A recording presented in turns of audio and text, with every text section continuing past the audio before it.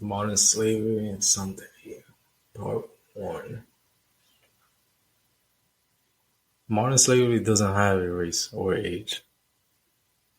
How? Let's start with age first. As soon as you were born, you were given a birth certificate with a social security number. This plays a huge part. With the birth certificate, now they have your full birth name and your full birth date. I said this is mixed with santeria as well. And how? They have your full birth name and your full birthday. What can someone in santeria do with that? They can do a lot with that. To the extent that the level that they may be on, and maybe to the point where they possibly do mind control. Like I heard of blood bending, so many things. In Haiti, during certain seasons, the army goes to cemeteries and they guard it due to. So this is a story, a theory. Well, there's a lot of stories put together and say the same thing. And I believe I read an article in the news in Haiti too. Like I didn't go to Haiti, but you could go on, the internet, you could find anything. And they had mentioned that during those times, the reason why the army guards those graves is because some people would go and do some type of voodoo, and they would raise the body from the dead and use them as slaves to work for them. Like they're just like mindless and just go and they just work for them. And this is this is, I guess, an allegation, may not be true.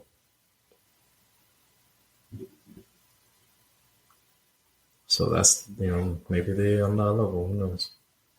And now with the social security number, that has nothing to do with santeria, but I mean, numbers do have, like numbers in general do have something santeria, and then you also, when you get initiated in IFA, you get your warriors, you get something that's called Anita, and you get your signal.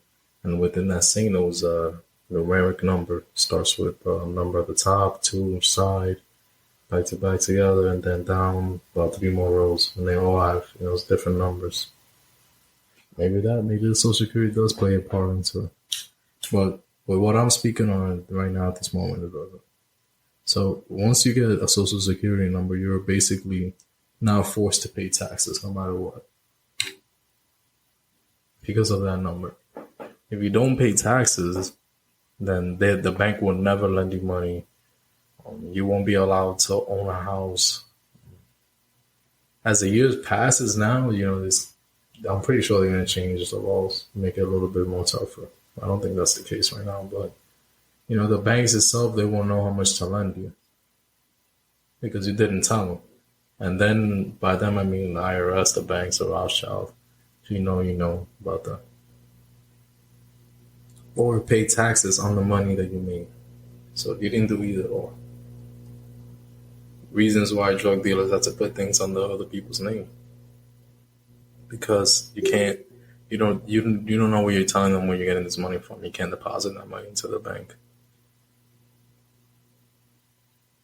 Now, there's ways around it that can protect you from taxes, which are non-profit, meaning charities. Where the CEOs of the ones that you see on TV as a kid, the ones that, send $1, you feed this child, those type of videos, those CEOs get paid around 150, 200K, 250,000 a year. Now you could look this up yourself. And they could possibly pay no taxes on that. And I'll tell you a way. And also religion as well as part of this as well. That they pay no taxes. And we know the churches don't pay taxes. Since they are considered self-employed, they as in either the priests or the ones the CEOs of, those charities and foundations. This is straight from Google. Since they are considered self-employed, ministers are exempt from federal income tax withholding. However, ministers can request that their employees withhold taxes. Ministers can withhold at a higher rate to cover both income and self-employment taxes, meaning that the employees will pay the taxes for them. So if you're an employee for that nonprofit organization, they tax you a little bit more or extra to pay their taxes on top of that. Wow. And I'm pretty sure some botanicas do this. I'm not sure. I don't want to say that for sure because I don't know any that do this. They got you from birth, no matter what.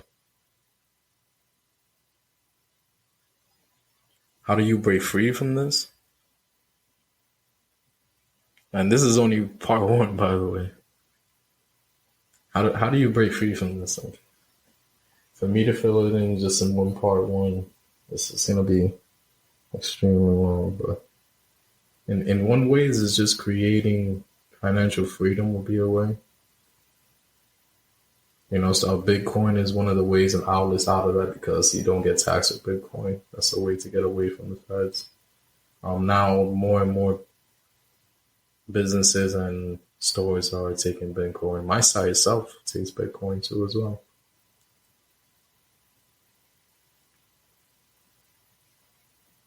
That's one way. And then also making yourself money where you don't have to basically own a business where it runs itself and it doesn't run you to the ground. Because even if you're a business owner, you're still part of modern slavery. And that's the mental part of it. No, this is, well, not the mental part. Mental part will come part two. This is more of the on paper part. With the social security and the birthday and that stuff. How that ties into santeria. But mainly, if you're a business owner, you have to pay taxes and all that more than what a regular person would pay. Because if you own a location, you have to pay taxes on the location plus your land taxes. Finding a way where you could grow your own food is the way. Because that's another part of modern slavery, that you had to pay for food. That's not something that we knew. Our ancestors knew from the beginning of time, from their birth, that you had to pay for food. You had to grow it, go hunt it yourself. And this is why I feel like a lot of people say they're meat eaters, but when it comes down to it, you're really willing to go out there and hunt for your own food and kill the chicken and do it because somebody's doing it for you. Somebody's doing it. And that's why that's why the law protects santeros from being able to do rituals with animals, because that's just like, how do you think you get your own meat when you eat it? Somebody has to kill it. So if we were allowed to go and catch our own food, we wouldn't be paying for it.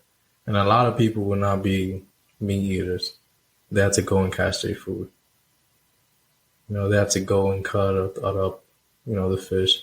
Unless, you're a woman and you have a man and you go do it for you and you just cook it. Or, if you're dating the same gender, then one of you guys are going to do it. Hopefully knows.